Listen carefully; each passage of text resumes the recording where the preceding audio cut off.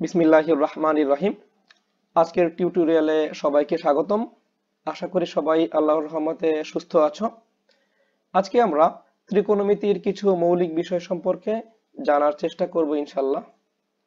আমরা জানি ইউক্লিডীয় জ্যামিতিতে কোণ তৈরি হয় দুটি রেখাংশ পরস্পরকে ছেদ করলে।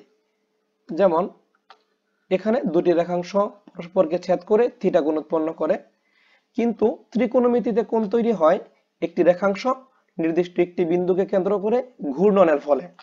যেমন এখানে ও এ রেখাংশটি ও বিন্দুকে কেন্দ্র করে ঘড়ির কাঁটার বিপরীত দিকে ঘুরে থিটা কোণ উৎপন্ন করে।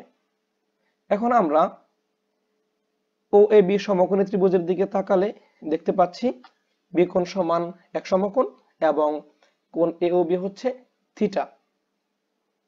সুতরাং এই থিটা কোণের সাপেক্ষে ও এ হচ্ছে অতিভুজ, যাকে ইংরেজিতে হাইপোটেনিয়াস বলবো।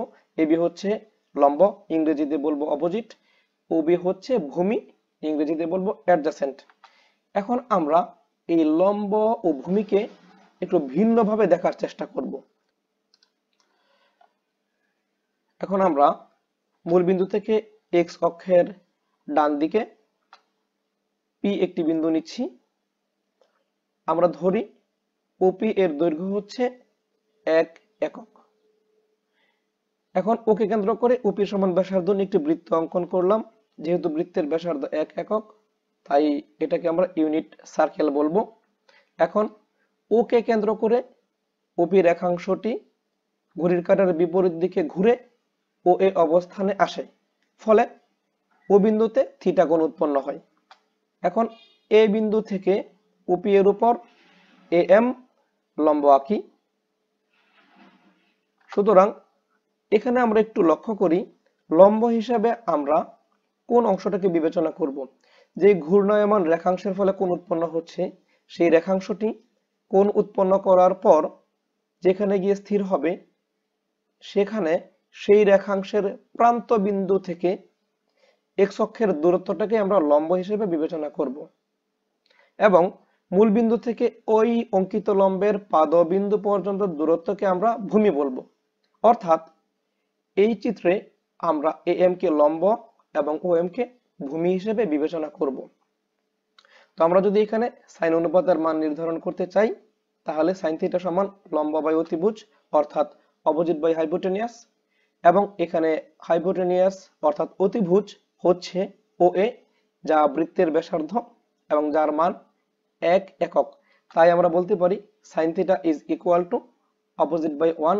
অর্থাৎ আমরা দেখতে পাচ্ছি সাইন থিটার মান শুধুমাত্র লম্ব।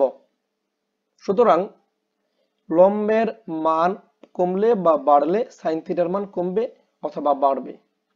অনুরূপভাবে কস থিটা সমান ভূমি বাই অতিভুজ অর্থাৎ অ্যাডজাসেন্ট বাই হাইপোটেনিয়াস। যেহেতু হাইপোটেনিয়াসের ভ্যালু 1, তাই কস থিটার মান দাঁড়াচ্ছে শুধুমাত্র অ্যাডজাসেন্ট অর্থাৎ ভূমি।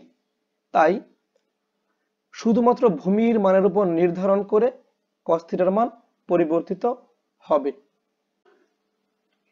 এখন আমরা কোন চতুর্ভাগে কোন ত্রিকোণমিতিক অনুপাত ধনাত্মক বা ঋণাত্মক হয় এবং কেন সেগুলো ধনাত্মক বা ঋণাত্মক হয়, এই বিষয়গুলো দেখার চেষ্টা করব। এজন্য আমরা আমাদের সেই ইউনিট সার্কেলটি আবার নিয়ে নিচ্ছি এবং লক্ষ্য করলে দেখব থিটা কোণের মান যখন 0 ডিগ্রি, তখন লম্বের দৈর্ঘ্য 0 এবং ভূমির দৈর্ঘ্য সর্বোচ্চ 1 একক। তাই আমরা বলতে পারি sine 0 degree is equal to 0 এবং কস 0 ডিগ্রি ইকুয়াল টু 1। এখানে আমরা একটি বিষয় একটু লক্ষ্য রাখবো, যখন লম্বের দৈর্ঘ্যটা এক্স অক্ষের উপরের দিকে থাকবে, এটাকে আমরা ধনাত্মক বিবেচনা করব। আমরা জানি দৈর্ঘ্য কখনোই ঋণাত্মক হয় না, কিন্তু এখানে শুধুমাত্র ডিরেকশনের জন্য আমরা ধনাত্মক অথবা ঋণাত্মক চিহ্ন ব্যবহার করব। একইভাবে যখন ভূমি ওয়াই অক্ষের ডান দিকে থাকবে, অর্থাৎ মূলবিন্দু থেকে এক্স অক্ষ বরাবর ডানে থাকবে, তখন এটাকে ধনাত্মক এবং বামে থাকলে ঋণাত্মক বিবেচনা করব। এখন আমরা দেখি থিটা কোণের মান ধীরে ধীরে বৃদ্ধি হতে থাকলে কি ঘটে। এখানে লম্বের দৈর্ঘ্য এবি ধীরে ধীরে বাড়ছে, ভূমি ও বি এর দৈর্ঘ্য ধীরে ধীরে কমছে।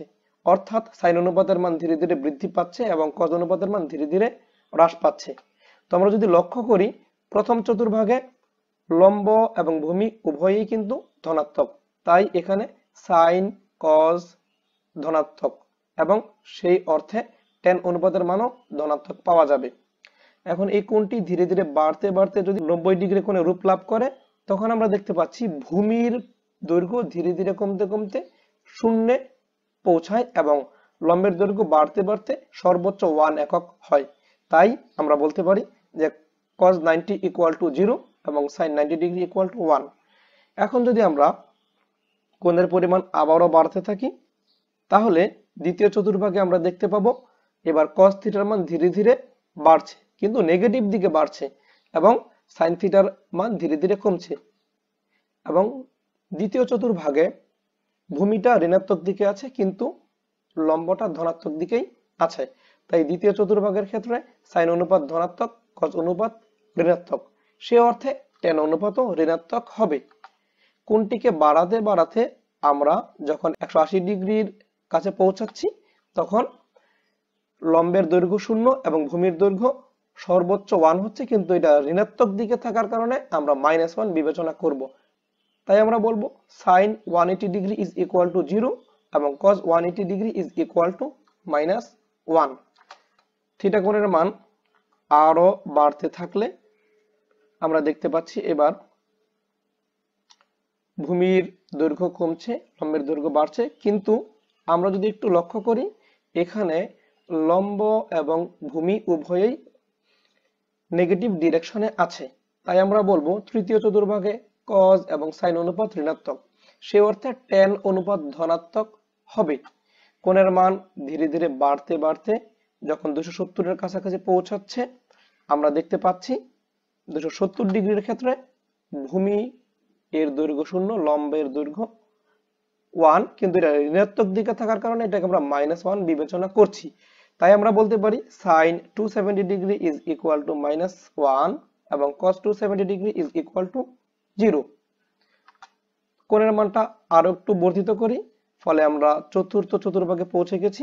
এক্ষেত্রে ভূমির দৈর্ঘ্য বাড়ছে, লম্বের দৈর্ঘ্য কমছে, এবং এখানে আমরা একটু দেখি ভূমিটা ধনাত্মক দিকে আছে কিন্তু লম্বটা ঋণাত্মক দিকে থাকার কারণে sin অনুপাত ঋণাত্মক হবে, cos অনুপাত ধনাত্মক হবে, কিন্তু এখানে tan অনুপাতের মান ঋণাত্মক হবে।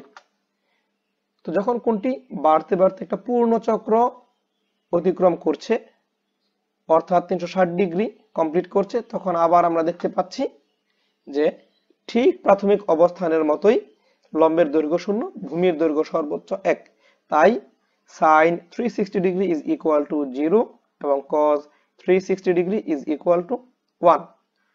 সুতরাং আমরা এখান থেকে যদি একটু সামারাইজ করি, আমরা বলতে পারি প্রথম চতুর্ভাগে sin cos tan তিনটি অনুপাতের মানই ধনাত্মক, সে অর্থে এদের বিপরীত অনুপাতগুলো ধনাত্মক হবে, অর্থাৎ প্রথম চতুর্ভাগে ত্রিকোণমিতিক সকল অনুপাত ধনাত্মক। দ্বিতীয় চতুর্ভাগে শুধুমাত্র sin অনুপাত এবং তার বিপরীত অনুপাত ধনাত্মক, বাকি সকল অনুপাত ঋণাত্মক। তৃতীয় চতুর্ভাগে tan অনুপাত ধনাত্মক এবং তার বিপরীত অনুপাত ধনাত্মক, বাকি সকল অনুপাত ঋণাত্মক। সর্বশেষে চতুর্থ চতুর্ভাগে cos এবং তার বিপরীত অনুপাত ধনাত্মক, বাকি সকল অনুপাত ঋণাত্মক। আশা করি আজকের আলোচনা আমাদের কাজে লাগবে। আজ আমরা এই পর্যন্তই রাখছি, ইনশাআল্লাহ পরবর্তী টিউটোরিয়ালে আমরা আবার আলোচনায় আসবো।